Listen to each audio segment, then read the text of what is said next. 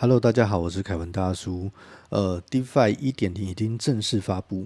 那之前我们一直很想做一个基础的教学影片，刚好就趁着这个1.0发布，我们就开始来从头介绍一下。好，那首先我们在这个 DeFi 的官网，DeFi 它提供了云端的版本跟社群版。社群版我们必须要在自己的本机端去安装，看是安装 Docker 的环境，或是自己去部署，这个是比较进阶的部分。我们后面有机会再教大家如何使用。我们现在就先从云端开始，先去了解整个 DeFi 的架构，还有它的一些环境设定。等我们熟悉了以后，我们再来考虑是不是要部署到自己的本机端。那我们先开始使用，点了开始使用，它其实就是连到云端的网址 cloud.defi.ai。在我们登录的时候，它可以使用两种快速的方法，你可以使用 GitHub 或者是使用 Google。好，我们这边就来选使用 Google 登录。这边有多个账号，我先挑选其中一个。第一次进来的时候，他会问你要不要继续进来以后，你就会看到说，整个画面空无一物。我们就先来介绍一下画面的一些设计。那首先，它预设值是在一个工作室里面。好，那工作室其实就是我们之后会建立流程或者是机器人，它会把设定留在这上面。前面还有一个探索，探索这边主要就是会有一些模板，你可以去复制到自己的工作区里面。但是其实在工作室可以直接从应用程式的模板来建立，所以这个画面基本上跟探索是一样的。探索目前其实没什么作用。工作室这边我们刚才有先提到，我们在左边这边我们可以建立一个空白应用，或者是从模板去建立。好，那另外你也可以去汇入资料。第一件事，先来看一下怎么样去做设定的动作。好，那在设定这里主要是要设定你的模型。好，在模型供应商这里跟之前的版本有比较大的差别。好，在模型供应商里面，模型都要先安装，列出来的模型基本上也是在插件里面模型分类底下的那些插件，直接进来这边再安装是比较方便一点。好，因为这边列出来就是所有的模型。如果要安装这个 OpenAI 的，我就直接在这边点安装。点下去安装，它有一些预设的额度是免费可以提供我们去做使用的。Anthropic 它的 Cloud 是在写程式上面比较好用的模型，也把它装起来。Anthropic 它就是没有额度，所以我们要测试可以装 OpenAI 的模型。其实200个讯息很快就会用完，如果之后要继续使用，那就要开始做付费的动作。那付费的方式其实就是你要去 OpenAI 的官网购买 API 的额度。API 的额度跟我们平常在用 ChatGPT 的是不一样的哦。ChatGPT 的费用是另外计算。如果要去设定的 API key， 我们可以直接点设定。在设定这边就是要输入 API key， 可以点下面这个连结，就可以直接连到 OpenAI 的官网。这上面可以直接去点选 Create New Security Key， 直接输入 key 的名称，写 DeFi Demo Create 就会产生一个 key。如果现在没有去 copy 再回来看，你会不晓得那个 key 到底是什么，只能把它删除，再另外取一个，你就要先复制起来。好，那我们再回到 DeFi， 再把这个 key 贴上来。大部分的 key 建立方式都大同小异，储存的时候会去做个检查，看你这个 key 是不是有用的。好，那我们设完模型之后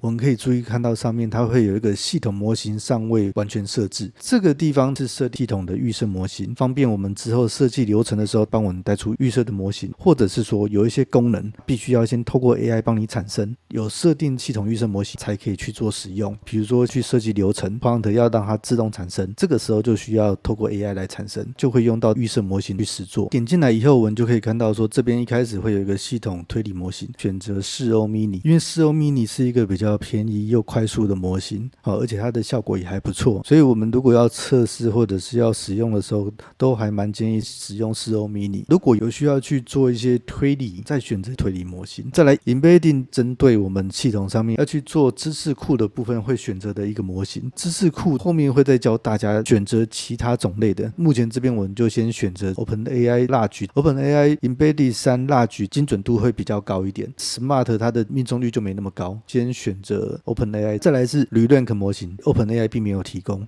所以我们选进来这边只用 OpenAI 或是 Anthropic 都没有，所以这边我们就先不要选。语音转文字就是说我们输入一个对话，然后它会帮我们转成文字。通常这个模型是在像说我们上传一段语音，它会帮你转成文字，这个时候就可以透过 Whisper 这个模型做生成的动作。文字转语音常见的场景是在对话中，我们想要让它讲出声音，就可以选用这个模型来去做搭配。还有一种情况，把文字稿做成配音的方式，这个时候我们也可以用语音模型 OpenAI 一样是有提供 TTS 这种模型，像这个没有写 HD 的就是解析度是一般的，另外还有高解析度的是 HD 这个模型，先选择一般的就好了。这个只是一个基本的设定，后续要在使用的时候还是都是可以调整的。好，那刚才我们有提到Rerank在 OpenAI 并没有提供这个模型 Voyage 这个模型供应商它提供了 Rerank 跟 Embedded 的模型，两个都有。设定方式我们就是直接选这个 API 这个连接，如果你已经注册过，就可以直接在这上面去做 API key 的申请，如果没有必须要去注册都可以直接透过 Google 来去做登录。进来 Voyage 这里选到左边的这个 API key， 直接点上面 create 一个 Voyage， 它其实在注册的时候就有送蛮多试用的 token， 我用到现在还没开始付费，选这个 create new DeFi demo。有了这个 key 记得要存起来，回来贴到 DeFi 上面储存 OK 了以后就会变绿色。我们再回到系统设定 Embedded 就把它改成 Voyage 3这个模型是精准度更高的。Rerank 模型的话，这边有 Rerank 1跟2， Lite 是精准度比较低一点，要使用 Rerank 就是要让它的精准度更高，选最高的就对了。其他的像语音啊或者是文字转语音都有其他模型上有提供，后面我们有机会再来说这一块，就先储存了。再来看一下有什么特别的设定，有需要去做付费的动作。好，那这边付费的话，它其实就是让这些额度会再更多一点。如果没付费，它在云端只能设10个流程，空间啊，或者是说你的注释的配额、档案的上传这个额度，它都是有一些限制在。如果你们是想要直接使用它云端的服务，就可以直接从这边订阅。那如果你想要用自己本地端的服务，这个也不用去购买啦，我们就直接用社群版，我们去把它下载下来，在自己的电脑上安装。好，这个是不用付费的，你用的是自己电脑提供的一些资源啊。那因为它软体本身它是开源的，我们到时候如果用社群版的话，这部分都是免费的，而且也没有这个10个流程的限制。这个限制啊，在云端的版本才会有。再来就是它这边有个资料来源，会跟我们的知识库有关。在讲知识库的时候再来特别说明。最后就是在语言的部分。好，预设已经先设好界面语言，看你自己的系统环境是什么。好，如果你看不惯它的这个自动翻译，把它设成英文就好，文字就全部都切换成英文。如果你要去设定地区，好，我们就是一样在这个 language 这边，你的时区你可能要稍微调整一下。好，因为在台湾跟大陆都是+8的时区哦，+8这边有个台北的时间，像这个时区的话，我们就先要把它选成正确的时区这样子。好，那我们接下来教大家怎么样去设计一个最基本的应用。好，那首先我们要建立应用，都从这个建立空白应用开始。点下去以后啊，我们可以看到这边有好几种类型。那最简单的就是这个聊天助手。好，这个聊天助手单纯的就是先提供给大语言模型一个基本的提示词，提示词的部分就是我们要写成我们希望他扮演的角色，或者是说他希望用什么样的口气、什么样的语调之类的。所以它其实就是只是一个让你可以输入提示词的地方。好，那像我们一般在 ChatGPT 上面，它其实没有特别可以输入那个提示词的部分。好，如果我们要直接叫他去扮演什么角色，通常都要在对话前面先写，好，那底下再去写我们的内容。好，但是这样子就变成说你每次在对话的时候都要先写一次，好，这样子其实蛮累的。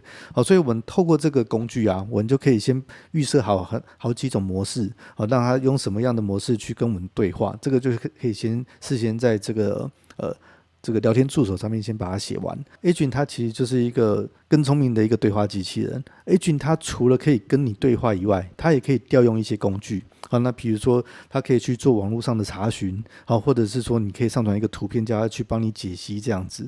好，那这个东西啊，其实你会觉得我在 ChatGPT 上面也可以做啊。好，但是其实 ChatGPT 的模型本身是没有提供比如说像你去网络上查询这种功能，网络上查询这个功能，它其实也是透过类似的技术，透过这个借鉴的方式，让你去网络上去查资料，最后再帮你去做解答。好，所以它并不是模型本身就有提供。好，模型本身它其实只是文字生成或者是一些像图片生成这样的功能而已。你如果要让它去有不同的功能性，好，比如说你要从知识库上查资料，这个时候你就要去搭配其他的方法，让它去串到那些资料。好，那 Agent 就是提供这样的服务，好，它就是可以让你很容易的去做一些设定，然后你就可以去扩充你的大语言模型的额外的能力这样子。好，那在这个文字生成应用基本上跟聊天助手差不多。好，但是它其实就是比较不再像对话的样式。好，它就是你给它一个资料，它就帮你输出结果来。好，它比较没有对话的概念。下面两个才是 DeFi 它最强大的功能，基本上都是可以设定流程，对话的过程，它去依照那个流程一步一步的往下走，最后产出结果。我们也可以在流程中设定很多不同的情境，那依据不同的情境，然后来去挑选我们适合的大语言模型，或者是说挑选合适的 agent 来去帮你做解答，这样会在我们比较进阶一点的课程再来说明。好，那我们这边我们就先讲聊天助手。好，那我们就先使用聊天助手来做一个对话的机器人。好，那这边我们就直接叫做基本对话，直接建立。好，建立完了之后，我们可以看到这个画面左边跟右边这样。好，左边其实这边是要你输入提示词的部分，好，或者是说你可以设定变数，或者是设定上下文。这上面就是我们可以选择的模型。那我们可以直接在这上面进行对话。比如说我问他目前的时间是多少，因为大语言模型它其实都是拿之前的资料在做训练。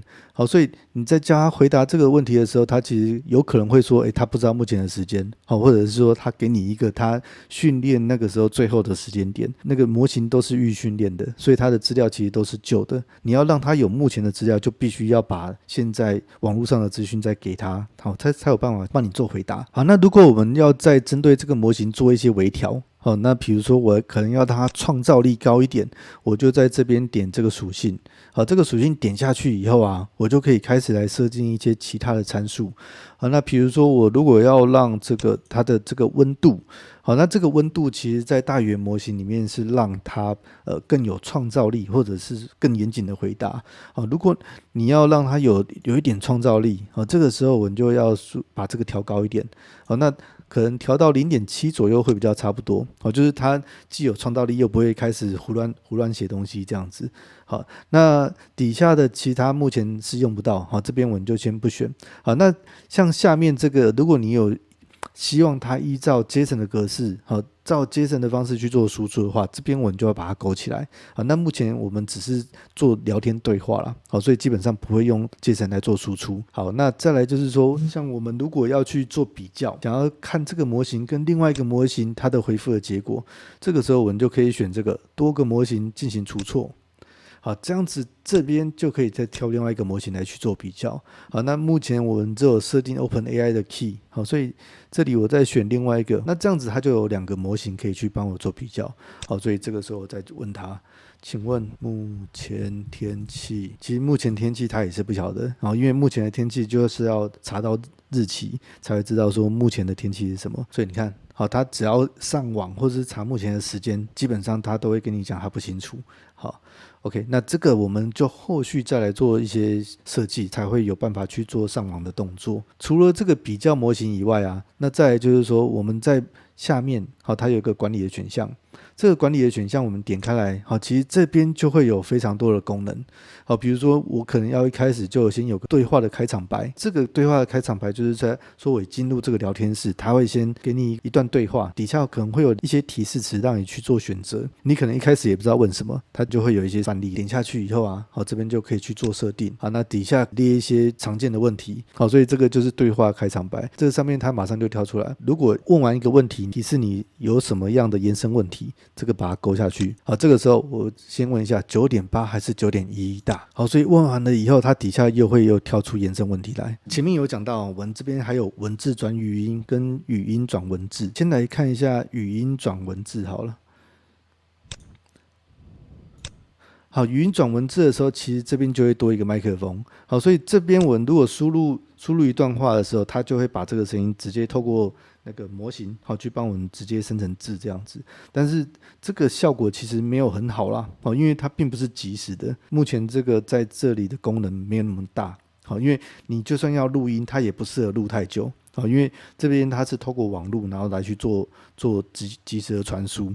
好，如果我们是要把会议记录来去做翻译的话，好，我们直接把录音档直接透过流程去做设定会比较好，不适合直接在这边开一个麦克风在这边录音啊。文字转语音的话，这边我们就必须要去做一个设定，就是这个模型的设定其实就是跟我们一开始 TTS 有关系，因为我们是设 OpenAI 的，所以它基本上这边的设定就是跟 OpenAI 一样，然后我们的语言就先切换成中文。好，引用和归属基本上就是你有用到什么样的网络文章，或者是说你有用到知识库的内容，这边就会给你一个连接，好，跟你讲说这个资料是从哪个地方来的。我们现在还没有讲到知识库的部分，好，所以这边这个功能打开其实也没有用途，好，所以这边大家知道就好。这个就是去放一个参考的连接，看你是连到网络还是要连接到你的知识库。再来就是内容审查 ，OpenAI 它有一个专门的内容审查模型。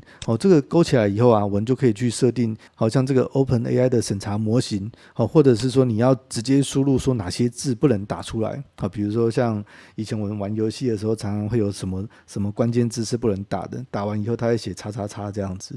好，所以这个东西就是说哪些字不能打，你要自己一个一个输出来，这个作用就没那么好。你要打一模一样的字，它才有办法去做辨识。因为它是用关键字的方式。如果你真的要去做审查，可能选第一个透过 OpenAI 的审查模型，好来去审查你的内容会比较好一点。那再来就是可以透过 API 来去审查，这个部分其实就比较少人在用了，主要还是像透过大语言模型或者是透过关键字。那再来就是审查的部分，传入的资讯要做审查，或者是说它输出来的结果要做审查。基本上审查只会审查你输入的内容啦，那输出的部分基本上大语言模型已经自己会当 DeepSeek， 你要问他政治的东西，他基本上都不回答。标注回复在客服的系统比较常会用到。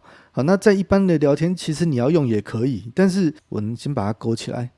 好，这里先把它设定好。我们先回到刚才的设定这里，账单，我们先看到，好，这边有一个标注配额。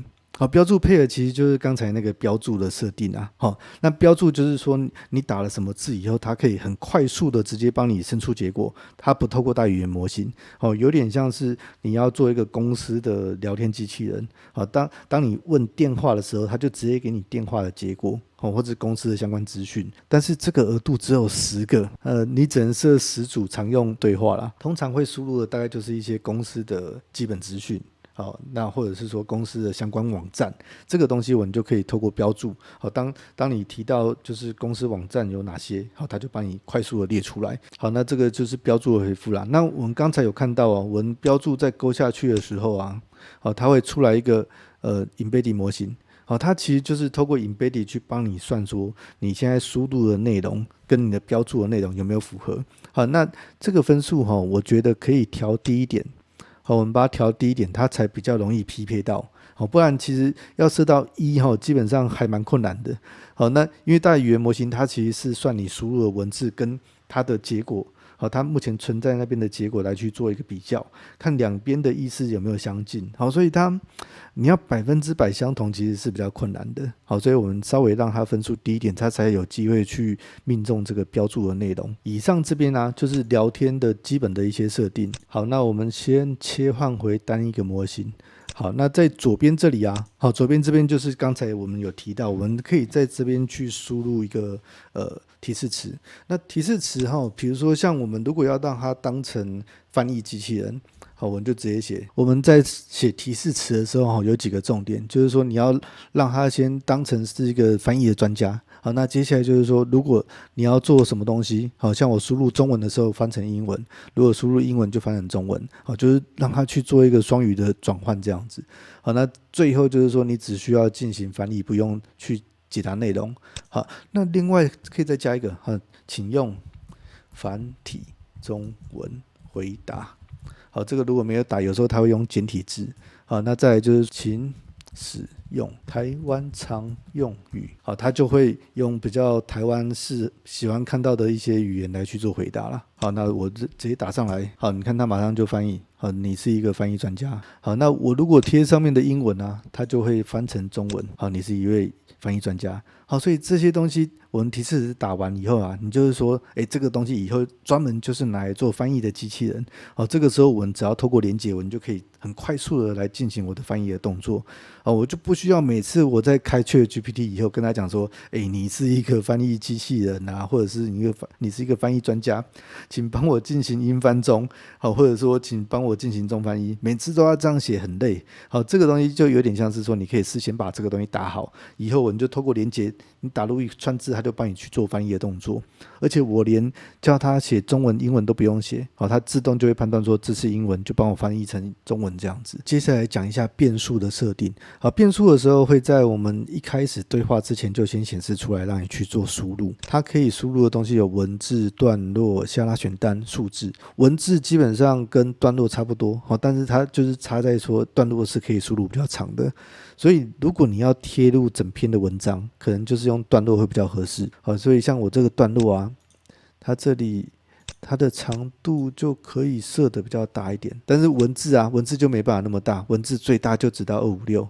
好，所以段落的话，如果你要填很多的内容，我就可以用段落来去放。好，那我现在可能就只是先输入我的名称好了，显示名称我可以用中文显示，设成必填储存。我在一进来这个对话的时候，它就会先跳出我的名字，要让我输入。姓名有了以后啊，其实我必须要去用到它，它才会出现在我的对话中。好，所以我在提示词前面，我可能就先打一下。好，请在所有的回答前都先尊称为叉叉大人，再进行回答。所以他会帮我翻译成英文，但是你看他前面就会写 Kevin 大人，台湾常用语的英文翻译是什么？